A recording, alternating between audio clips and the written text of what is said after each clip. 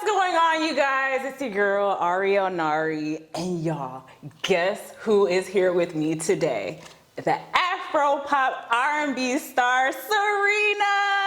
Hey. Thank you so much for coming through. Thank you so much for having me. The pleasure is all mine. How are you doing today? I'm doing well today. How are you? I'm just out here trying to be great, trying to get like you know, but we here, right? Yeah. We here. All right, so we gonna break the ice first. Okay. If you were a time of day, what time would you be? That's a really good question because I wanted to say the morning because I want to be a morning person, but I'm not. So I think if it's an accurate answer to the question, I would be like midnight, 1 a.m., 2 a.m. because that's when You I... have to pick one time. Oh, okay, so nighttime. I need a specific time. Okay, to 3 a.m., 3 a.m. Ooh, 3 a.m. Yeah. Why? Because that's literally like that's just when my brain's the most active. Like I'm writing, sometimes recording if I have the energy, but that's just when like most of my thoughts like come to me. So I guess, yeah. That makes sense. I recently made the transition to morning person. How? I just started waking up. See, the thing is, I'll set like 10 different alarms and then like the first one will go off and then I'll be like, oh, so it's still really early. I still go back to sleep and then I just keep doing it. You can't. No, it's a toxic cycle. You just have to get up on the first one. I know. I'm gonna try, like, my next tactic is just move the alarm like really far, so I have to physically, because the issue is now my body literally knows exactly where the alarm is, so sometimes in my sleep, I'll just do it and I'm like, it never went off. And then like my parents will be like, no, it went off, we heard it. I got you. Like, oh, okay. All right, so what's a fun fact about you that nobody knows? Fun fact, no one knows. Maybe, I don't know if no one knows, but maybe I like Legos. I have a little Lego collection in my room I'm building right now. What is it? So I got I got the diner. I think I got the townhouse. Ooh. And then it's something else. I forgot what it's called. But yeah, I'm trying to build it. But I stopped because I'm like, if I move soon, then I'm gonna have to move them and then they'll probably break. So, but yeah, I got the Lego flower bouquet. What? That was the last one I added. Oh my God, you official. Yeah. Okay, No. that's actually really tight. I was not expecting that at all. Yeah. Black women in tech? Yeah, Okay. that counts. All right, so I need you to take me all the way back to the very beginning. How did you first get into music? Well, music like in my house was just something that was always there. My dad used to like DJ in college for fun. So ever since I was little, there was always like all types of music playing in the house. Like my earliest memories are like him having like music videos on the TV and we're just like dancing, listening to music. So I could definitely say like it started like with my dad's love for music and then transferred to me. And just like, also like with Haitian culture, so he has a lot of Haitian music playing, zouk, compa, different like styles like that. So that's where I think like it really started. And then in like, what was it? I think it was like first grade, I entered like my first like singing competition at school. It was a talent show, but I sang. It was a singing competition. Right. Okay. Yeah, and then it started from there, basically, yeah. Oh, okay. So who would you say you are trying to reach with your music? Basically anyone who's like me, cause like when I became confident enough to be like, okay, I'll release my own music, the same way that music has like helped me in my life, I'm like, I wanna do that for other people. Cause like in like middle and high school, like those are the roughest years. Girl, so yes. Music really was that girl, like she helped me through. So I'm like, if I could do that for like one other person, that's insane. Cause sometimes I think so much. Sometimes I would be listening to music and I'd be like, wow, this artist doesn't even really know like I'm listening right now. And I'm like, and it's really doing something to me. Like they don't even know, but like it's really doing something. So I'm like, I want us to do that. Oh, okay. Yeah. All right. So how did you transition into songwriting? I actually probably started with that because like I was like writing before, like I would just write stories and stuff. So then when I realized like, oh, you could put it to music, So I started making like these these dumb little songs like as a kid and stuff. But yeah, I think I would say, you actually just made me realize this. I think I would say I started out with songwriting before I actually was like, oh, I can make songs and stuff like that. Do you remember one of those early songs? I'm gonna say no, because I know if I say yes, you're gonna be like, let's hear it. Of course. No. Truly though, I don't really like remember them, but I know there was one. It was actually stupid because it landed me in a hospital because it was a song about jumping in and out, and then I was singing it right before I got in the shower. So, so I jumped in the shower and then bust my head open. No. Wait, how old were you? I don't know, maybe like 5, 6. Oh my God. Yeah. Cute. All right. So to you, what's the difference between a decent songwriter and an excellent songwriter? That's a good question. Okay, I would say, because there's like levels and categories. So I would say maybe like an excellent songwriter is like if you took the words and you could actually like speak it in a sentence and not like cringe. True. So, because there's certain things people say in the song, like it's hard in the song, but if someone said that in real life to you, like, be like, bruh. Be serious. So I think that's a good way to tell, but also just like if it speaks to you, like even if it is a basic line, but like it hits hard, like I think that's a good songwriter. That's absolutely right. So I'm trying to play a game. You trying to play a game? Yeah, I love games. All right. So this game we're about to play is called This or That. Okay. For those of you who don't know how to play this or that, which you should, all you have to do is choose this or that. Okay. So the first one, coffee or tea? Coffee. That was easy. A little too easy. What's going on? Yeah, no, I love coffee. Yeah. Okay. You do? No. Yeah. Not like that. I feel like it just, makes you go too much. Yeah. 1 and 2. It's just a lot. I don't know. Me. I got introduced to it really young, so I don't know if it just doesn't affect me that way. But yeah, I love it. I can't do it. Yeah. I can't do it. Give me the shakes and whatnot. I just can't do it. So yeah, I vote tea. Tea. All right. Next, pancakes or waffles?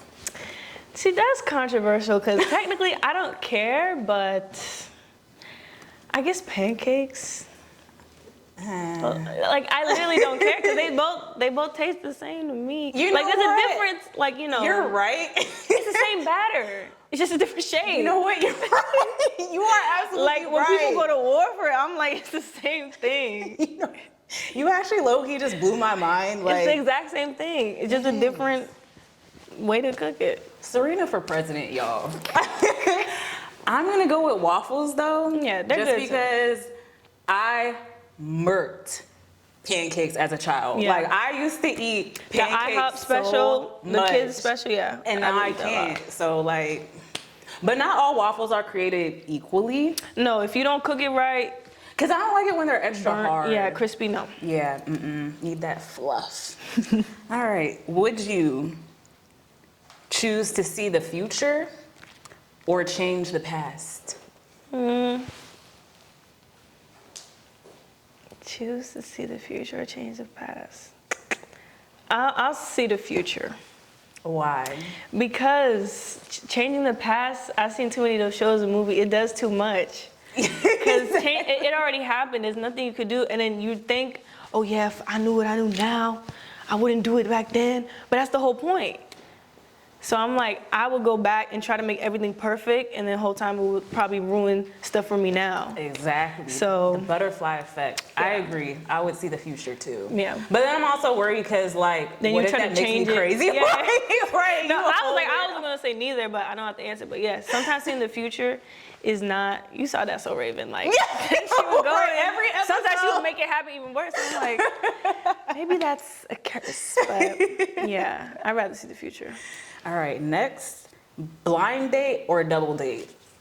Double. Me too.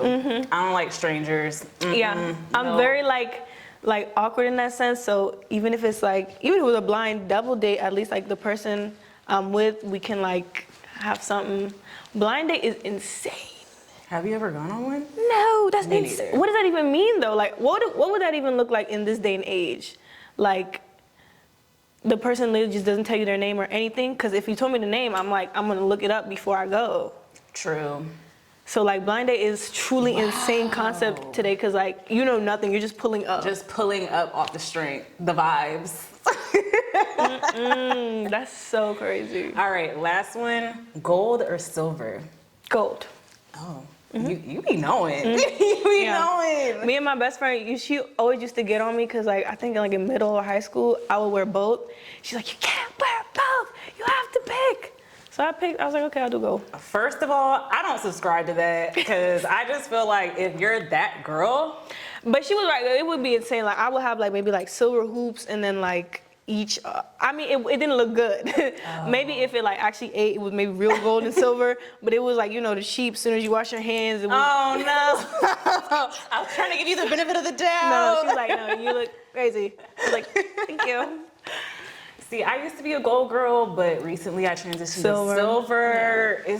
It's giving. They're for making me. some nice silver pieces. I've been seeing some stuff on people. I'm like, I might change, but because even I was thinking, I'm like, if I get married, like my engagement ring, it has to be silver or like that kind of color. A rule? But I've never seen. I don't know. I've never seen like a gold wedding ring at silver. I don't know. Because the diamond always makes it look silver anyway. So I'm like, I don't know. You know, that's a good point. You be having points. Because I think I'm an overthinker. So I randomly think about like the weirdest things all the time. Maybe if I actually did tweet. Can I ask your sign? Oh, Aquarius. Makes sense. Bro, everyone said it. If I said Sagittarius, Aries, you would have been like, yeah, that makes sense. Yeah. Everyone always says that. Okay, but anyway, switching gears, you have a new single out. It's called Blame Me, and y'all, it's the one. All right. Kill. So, tell me about what went into the making of this song. So, I made the song actually in 2020.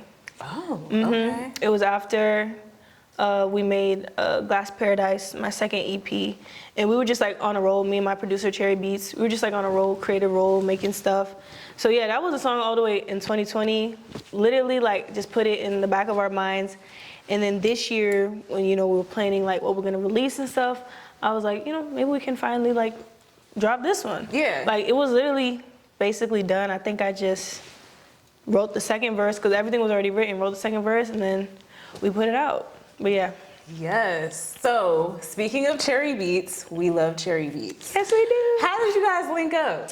So I actually got referred to him by another producer I was working with, David, and yeah, it was almost like the blind date situation, but it wasn't because I stalked his socials heavy, and it was so funny because he didn't really post anything or have anything, so I almost had nothing to go off of, just his profile picture. And like one day I think he posted a story because someone reposted him, so I was like, okay, this is what he looks like. He a real producer. Yeah, right. No tag, no post, no, I couldn't see nothing. I was like, dang, am I really about to show up to this? But I pulled up and it was like straight vibes, straight connection from the jump. So yeah, that was And good. I feel like that makes better music. It does. Is like that connection. I feel like it really translates in the music. It does. It definitely helps. One thing too though about you, you always snap with your visuals. Thank you. So, which of your music videos is your favorite?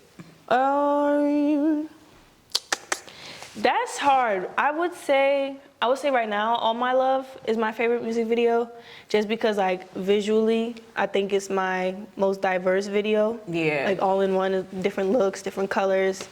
But Bite Back is also one of my favorites because it's like a whole story. Like we went in the woods for like 2 days. Yeah. Like it was fun to shoot.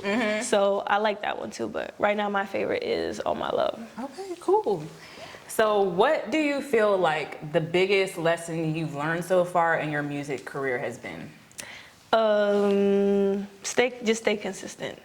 That's my biggest, cause like you have so many things in your head, so many things like you want things to go this way, they don't go that way, you're discouraged. Like the key is just to be consistent and like know what you're gonna do next. Cause like you always gonna think, no, this is gonna be the song, or this is gonna be the video, or this is gonna be the opportunity, and then it's not. So if you like, I learned very early on, like if you put all your hopes in one thing, you're not gonna get very far. Yeah. Cause even sometimes talking with other people and how they thought like this, and then they get discouraged. I'm like, no, you gotta keep, like, just keep. You don't know when that next, like you could literally be right there, and then if you give up, it's like corny, but you know the meme where the guy, he has like a pickaxe, and then he stopped like. Oh yeah, and then it's like gold or something, diamonds about, behind right. it. He's So, like, but I know that's the image I yeah. sometimes keep in my head. I'm like, okay, maybe just a few more, and then I'll get to that. But yeah. Okay, so you said knowing about what's next.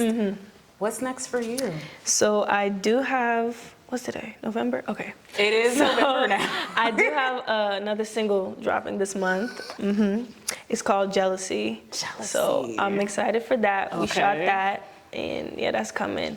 And I'm also working, I'm hoping to put out another project early next year. Oh, you working? Yeah. Okay. Can we get a name of the project? I don't know, because I didn't even know. I said hoping to put out a project. Okay. Yeah. That's no problem. All right, cool. All right, so how can we the people support you? So you can support me at sarinamusic.com. It has all my links to all my music, social media, merch. So yeah, that's the best way you can support me. All right, and we gonna cop that because we love Sarina.